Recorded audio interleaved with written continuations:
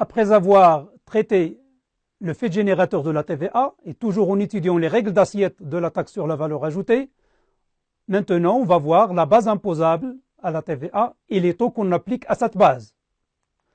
Alors, la base imposable à la TVA, eh bien la base va comprendre le prix de la marchandise et les accessoires du prix. Voilà la règle principale. La base, c'est le prix et les accessoires du prix. Par accessoire, il faut entendre tous les frais compris à l'exclusion de la TVA elle-même. Je vais vous donner des exemples.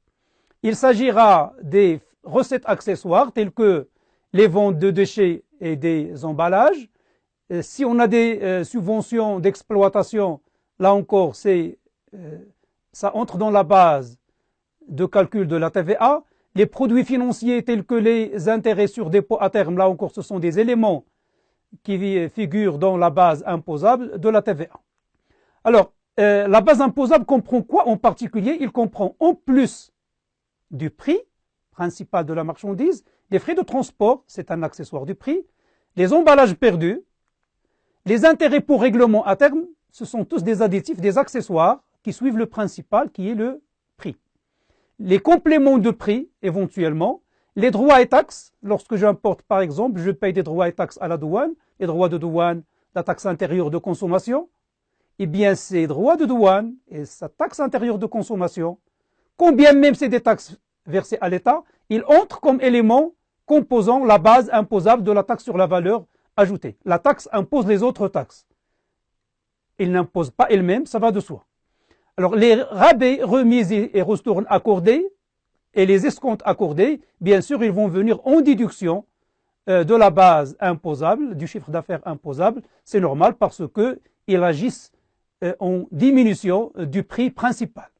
Cas particulier, pour la livraison à soi-même, la base imposable, puisqu'il n'y a pas de prix, puisqu'il n'y a pas de vente, la base imposable, c'est le coût de production du bien en question. Si je construis un siège, je prends toujours le cas de la construction d'un siège, bien la base imposable à la TVA, c'est le coût de la construction du siège en question et pas le prix puisqu'il n'y a pas de prix. Alors, les taux de TVA, alors on distingue le taux de 20%, c'est le taux dit normal, les taux réduits, on a 3 taux réduits, le taux de 14%, le taux de 10% et le taux de super réduit de 7%. On a ceux qui veulent parler aussi du taux de 0%, mais le 0%, c'est le taux, on va dire, appliqué aux opérations exonérées avec ou sans droit à déduction. Bien, alors commençons par le premier taux, le taux de 7%. Il s'applique aux éléments, comme on va le voir, de première nécessité, tels que l'eau livrée au réseau de distribution publique, la location des compteurs d'eau et d'électricité, mais pas l'électricité, les produits pharmaceutiques à titre d'exemple, on a les fournitures scolaires, c'est aussi 7%, et le sucre, les conserves alimentaires, les conserves de sardines, les conserves sont à 20%. Les conserves de sardines, c'est du 20%. Les conserves telles que par exemple, on va dire la confiture, c'est 20%, mais les conserves de sardines, c'est encore à 7%. Le lait en poudre destiné tant à l'alimentation humaine qu'animale, c'est du 7%, etc. La liste est de moins en moins longue parce que au Maroc, on est en train de basculer vers le taux de 10%, et donc dans les années à venir, peut-être des produits soumis à 7% vont basculer à 10%. Alors le taux de 10% s'applique aux denrées et de boissons à consommer sur place. C'est pratiquement le cas des restaurants, donc les hôtels et restaurants, donc les prestations des hôtels, hébergement, restauration, c'est à 10% aussi.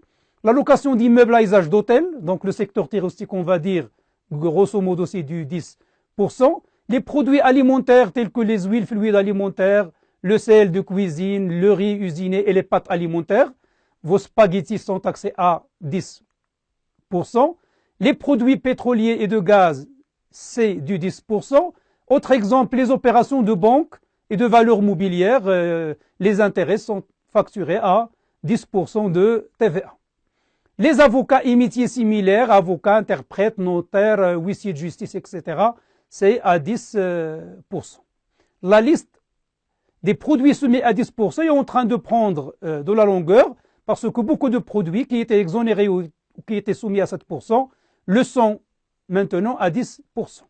Alors, le taux de 14%, l'avant-dernier taux réduit, c'est une liste qui se rétrécit parce que les taux qui étaient soumis à 14% le sont de plus en plus à 20%. Donc c'est une liste, on va dire, dans la politique marocaine qui est destinée à disparaître. Alors on a le beurre à l'exclusion de beurre artisanal, les opérations de transport de voyageurs et de marchandises à l'exclusion du transport ferroviaire et l'énergie électrique. Mais rappelons-nous que la location du compteur de l'électricité, c'est à 7%. La location, voilà, donc je le dis, la location du compteur de l'électricité, c'est à 7%.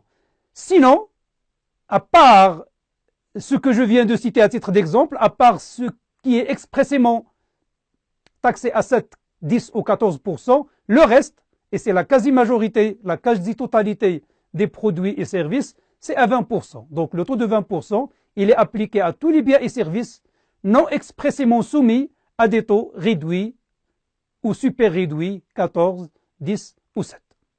Voilà pour la base imposable et les taux qu'on applique à sa taxe. Dans la vidéo qui va suivre, on va entamer les déductions de TVA. Lorsqu'on a une base imposable et un taux, ça nous permet de calculer la taxe exigible, mais on a le droit, comme on l'avait vu auparavant, de déduire la taxe supportée en amont, et pour cela, il va falloir apprendre un certain nombre de mécanismes de déduction de la TVA. À tout de suite.